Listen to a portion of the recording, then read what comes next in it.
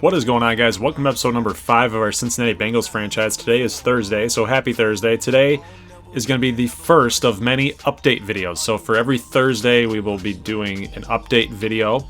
And basically what these update videos are is that I'm basically going to preview the Sunday games. So in this video, we're going to be covering the Panthers and the Falcons, kind of looking over their roster, getting some gameplay in of those teams, and kind of seeing what they do, what they do really good in this game, in this Madden 19, and kind of what we got to look out for as far as strategy goes, how we're going to be able to stop them and get a W. And then we'll go over some league news, statistics, basically just things like that, college draft class and scouting and whatnot, and maybe even some contract negotiations as well. So these videos, I want to make sure that they don't run too long, but I'll always be posting timestamps in the description and a pinned comment, so you guys can look out for that. If you just want to see one specific thing in a Thursday update video, then it'll be right there. So I kind of like that format. Let's get right into it. First things first, though, I've seen a lot of you guys comment in the comment section about trying to get the real 2019 draft class going inside this series. So everybody talks about that franchise guy. So obviously he's a very, very well-respected roster creator, and he's got one here. He's been doing it for a couple years now, and everybody seems to give him good reviews. Everybody seems to like him, and that's also backed up by the likes and dislikes ratio. So obviously he's a good source and a good resource for the community trying to get rosters correct in draft classes. Well, draft class for this season for Madden 19, because this is the first time we've ever had that, which is perfect. It's perfect. Okay, so the question I need to ask you guys is, where do we stand as a community, as the channel? What do you guys want to see? Do you want to see me use this 2019 real draft class? It's not going to be done until 8/14 is what he says, so it's going to be next week at some point. It might be a little bit later. You know, the guy's really busy. I can get that. So the only downside to doing a real draft class is obviously we don't know who's going to officially declare, who is going to stay in college, who's going to fall off of the first round projections, and who might get hurt in the college season. I mean, college season hasn't even started yet, so that's kind of the downside to importing a draft class such as this one. Yes, it adds a sense of realism, but in another sense, it's very unrealistic because now we just don't know who is going to be in the actual 2019 draft class. I get it. It does take some imagination, but if we're going to have that kind of imagination, then I would suggest that we actually go with the custom draft class with the auto-generated rookies, and then have you guys basically comment and say, hey, can I get in the game? Want to be a first rounder? Here's my name, here's my position, here's my stats, blah, blah, blah. But if we do that, I'd basically temper it and say, if you choose it to be a third or a fourth rounder or like a late round guy, then yeah, you're probably going to be more likely to get in the game, right? Because everybody's going to be wanting to be a first or a second rounder, right? So doing that kind of adds some interactivity in these series, which I really like. I love to get you guys involved in these series, so that would be one way to do that. So I think that does some good things for engagement, does some good things for viewership, does some good things for just feeling like you're a part of the series. So that's the pros to that. Obviously, the cons would be that it's not realistic to have a bunch of rando players inside of a franchise that we're trying to do realistic things as far as transactions, trades, and free agent signings. So obviously, it's not going to be a super realistic series as to every move the Bengals make. We're going to follow it because we would never get through the regular season.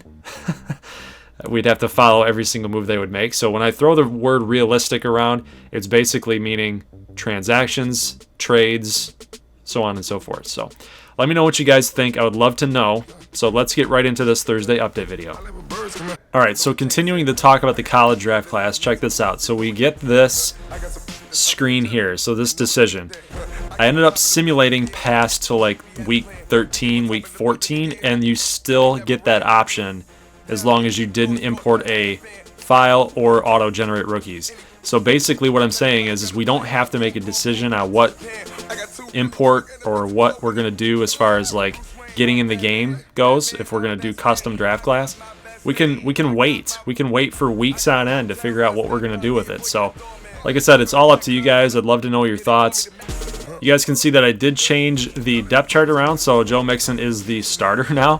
Gio Bernard is the backup, and I did put Gio Bernard as a third down running back just because I like him catching the football a little bit better than Mixon, just because that's what his role needs to be. I'd love to utilize his overall as an 84. It just kind of makes sense to me. But there were a lot of plays in the gameplay that you guys saw where sometimes Gio was in, sometimes Mixon was in. So I think that that's how they're going to use both players this season. They've done it in the past. They've had Jeremy Hill being used as the pounder and Gio Bernard being used as the catcher. Obviously, Mixon is a lot better than Jeremy Hill. I think we can all agree on that. But yeah, you guys were right that I needed to make that change, and there you are. So Mixon is the starter. Also, looking on the defense, Malik Jefferson is going to be the starter while Vontaze Burfict is going to be sitting for these next 2 weeks. My mistake again. I had Vontaze Burfict playing when he's actually suspended for the PED usage, so he is buried third string on the depth chart, and now we have Malik Jefferson getting some XP, getting some experience, getting some playing time, so that it's obviously a very good thing. A lot of you guys were talking about the specialist screen, so you were telling me that Tyler Boyd needs to be in the slot. John Ross with his speed should be on the outside. I totally agree. Made that change, so you guys can see that change in effect.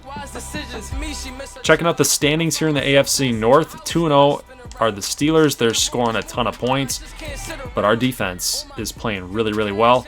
Right now, obviously, the sliders are going to have to get fixed to kind of be not in our favor, so I do want to make it a little bit more difficult. That Ravens game, I will say, was difficult to score, but it wasn't very difficult stopping Lamar Jackson and those Ravens. So then again, I don't know if that's a product of it being the Ravens because they don't have a lot of playmakers on offense. I mean, Crabtree, you might argue. Lamar Jackson's a playmaker, but he's not quite there as a passer yet. Those two tight ends, Andrews and Hayden Hurst. So, they're getting there. They're getting there. But again, the sliders might be pretty good against Carolina, so we might actually have more of a difficult task than we had against the Ravens. But you can see they're 1-1. So it's going to be a dogfight between the Steelers, the hated Steelers in Cincinnati. Yeah, so they're going to be tough again. So we can see the Texans are also 2-0. Guys, I think this is going to be the surprise team of the entire NFL. I really, really do. Deshaun Watson being healthy, J.J. Watt, Merciless, McKinney, Clowney, Tyrann Mathieu, it just doesn't stop, guys. Lamar Miller is apparently looking more explosive in training camp. Just watch out for the Houston Texans. They are a team to definitely put a bet on. So if you guys are betting, I would put a bet on the Houston Texans. This is kind of surprising, but I think that in such a terrible, terrible division, probably the worst division in all of football, the Dolphins are not gonna hold serve here. The Patriots are gonna win this thing outright. The Bills are 0-2. The Jets are 0-2. It's Patriots all the way yet again. AFC West, Chargers 2-0, Raiders 1-1. This I feel like this could happen. The Broncos with Case Keenum might be a little bit of an experiment. We don't know if what Keenum did is legit or not because this is the first year he's done that. The Chiefs with Patrick Mahomes at the helm, there's talks in training camp that he's really struggling to pick up the offense. So I can see that. Maybe they start 1-1 and not 0-2, but anything can happen. The Raiders 1-1, that's pretty realistic, and the Chargers, having as good of a defense as they do, very, very young defense, that's very realistic. NFC North, the Detroit Lions. Yeah, so the offense is clicking, and the defense, the Matt Patricia-led defense for the Lions, seems to be working so far early in the season. 1-1 Bears, 1-1 Vikings. And what is going on in Green Bay? 13 points, 66 against. They're not playing defense. They're not playing offense. Something's going on with Aaron Rodgers and that offense. Let's go to the NFC South. Bucks and Panthers, both 2-0. Buccaneers are probably going to be 0-2 to start the regular season because they are without Jameis Winston. But this is kind of surprising. The two best teams in the NFC South don't have a win yet.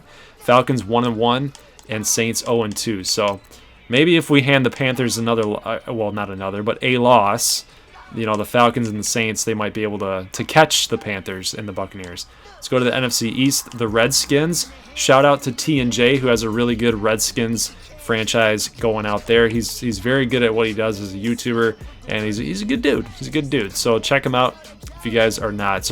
But I think we have that related channel relationship thing going on. So a lot of people that comment on his videos are here as well. So you guys already might be familiar with him. But if not, go check him out. It's good stuff.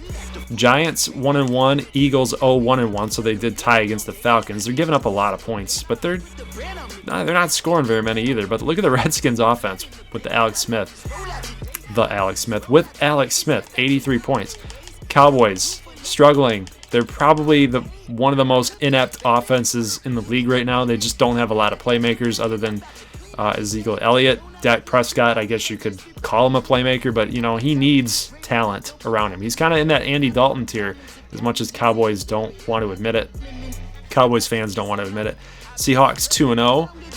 Cardinals, 49ers, and Rams. This is probably going to be one of the more tougher divisions in all of football. I think the Cardinals might surprise some people with their defense, and Sam Bradford, if he can take care of the football, that's the biggest thing. I think the offense should be okay. 49ers with Garoppolo, they're going to be killing it this year, so watch out for them. The Rams, again, with offense and defense, they're going to be solid, but Russell Wilson and the Seahawks, obviously always a good team, and not one to take lightly. Let's go over some stats for the Bengals. I won't get into league stats because nothing's really settled yet, so there's a lot of goofy stuff going on still, and especially goofy right here. Check this out. Matt Barkley against the Colts, 3 touchdowns, 81%. Guys, this was on All-Pro. It's supposed to be difficult. This wasn't on rookie, okay? This was on All-Pro.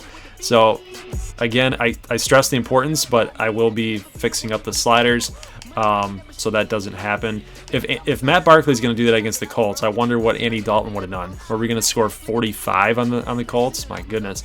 21-28 right now. 303 yards, 222 for Barkley. Let's check out the rushing. Even attempts, but Mixon's a little more effective. He's doubling up Bernard as far as production goes, but the yards per carry are not very good. I'll definitely need to work on that. You guys were talking in the comment section how I need to hit some holes a little bit better. So that's obviously a goal of mine throughout the season to work on that. Let's check out the receiving numbers. 11 catches for Eifert, so he's being utilized heavily, and honestly that's kind of realistic to me because Tyler Eifert, like we were talking about, had that 13 touchdown season. Was it 13 touchdown season? I believe it was, when Andy Dalton went crazy. Let's check him out here. Yeah, 13 touchdowns in 2015. So obviously, yeah, Andy Dalton, security blanket with Tyler Eifert. Very, very good connection. AJ, 9 catches, 140 with 2 scores. Ross and Boyd, similar production, but Boyd did have that touchdown with Barkley. Gio having more receptions than Mixon, more yards for Gio. Just again, he's probably the better pass catcher versus Joe Mixon. Going over the defense here, total tackles, Denard and Kirkpatrick, Burfict. So that's going to be a major loss for us going into next week. Dunlap with 4 sacks. That's going to get toned down as well, guys. I think someone commented he's on pace to sack 34 quarterbacks this season. So we don't want that. We don't want that. We want it to be a little bit more toned down. There's Geno doing his thing. Preston Brown doing his thing. 6 tackles, even though I think he needs to be a little bit more utilized. Interceptions, I think William Jackson's the only one to have a pick. He is. Let's see. As far as sacks go, I think that's going to be Carlos Dunlap. There's Jesse Bates with 2. So I don't think I showed his 2 sacks on Andrew Luck, but basically he was in zone coverage. And they were kind of pushing. We had that W in hand anyway, so I'm just like, yeah, why not? Let's get the guy some XP. So I'm sitting there blitzing with Jesse Bates, and he came through. Burfict and Lawson with a sack each. I think this defense is still going to be the strength going forward, despite even if we do mess with the sliders, which we will be. But this is definitely going to be a team strength. All right, so let's talk about the Carolina Panthers here. Cam Newton, 88 overall. Very, very mobile. He's a freak. It's going to be really tough to handle for us. Christian McCaffrey and CJ Anderson, kind of the thunder and lightning duo. look at that speed and acceleration and agility. Going to be really tough to handle on our defense. But if you guys can look at the gameplay here that's upcoming, you can stop him if you stuff some lanes. So receiving core wise, it's going to be a challenge, I feel like, because they can spread it out wide with 4 or 5 guys. But you can't forget about Greg Olsen when you do that, because that's the security blanket. But if we can get pressure on this offensive line, they did get Incognito, they've got Ryan Khalil. If you can get some pressure on these guys, I feel like Cam Newton is able to get sacked, but you definitely have to watch out for Greg Olsen if you're going to come in with the blitz. You guys can look at the defensive line. Nothing to worry too much about, but we do have to worry about this linebacking core. It's going to be really tough for us to run the football. Throwing the football might be a little bit easier because the secondary is definitely we can have them, so to speak. So they can be had. So here's some gameplay for you guys. It is the Panthers versus the Panthers. So I know, kind of cheesy, but I want to see what they can do on defense and what they can do on offense. Kind of like a double dip almost. So you guys can see there, McCaffrey didn't hit his hole very hard, so he can kind of dance back there in the backfield. So if we can get some pressure on that offensive line, I feel like he can be stopped. But check this out. This is a guy that we're going to have to watch out for, is Torrey Smith. He's definitely a speed type of receiver. He can definitely burn our secondary if we let him. So don't allow Cam Newton to have enough time back there to make those reads and make those throws. Here's a good pitch and catch. I believe that's Jarius Wright on the reception. So again, he likes throws up the middle, and if he's going deep, he's definitely not going to be throwing it up the middle. He will be throwing down the sidelines and on the X or the B receivers. There's McCaffrey yet again, does get positive yardage, but again, if you can stuff those holes with your linebackers, Vontaze Burfict is going to be missed in this game for sure. So here's another deep pass on the sideline to Torrey Smith, yet again, one of his favorite targets. So definitely some offensive weapons for the Panthers that we're going to have to watch out for in next week's game. Here's the Falcons, excuse me. I saw the red there. But Matt Ryan, obviously a really good player. Devonta Freeman and Tevin Coleman. This offense is legit. Former Bengal Sanu. We got Calvin Ridley as the rookie. Julio Jones, 2 Alabama products, and then Austin Hooper. Yeah, this offense is going to be really tough to stop, especially in the red zone. You have no idea what they're going to do. Offensive line is very, very good as well. Levitre, Jake Matthews, Alex Mack. I mean, these players, there's no let up on this offensive side of the football. And speaking of the opposite side of the football, defense, Tank McKinley, Vic Beasley Jr., Grady Jarrett. This defensive line is tenacious. Linebacking on the outsides is kind of a question mark, but Navarro Bowman, they just signed, and Deion Jones is a very, very good player. And then we got Devondre Campbell. So the linebackers are a little bit of a hit and miss. The secondary is very good with Trufant, Ricardo Allen, and then we've got Keanu Neal. They're going to be tough on both sides of the ball. We're going to have to play our best game. No turnovers. We're going to have to be able to run the football against that linebacking core.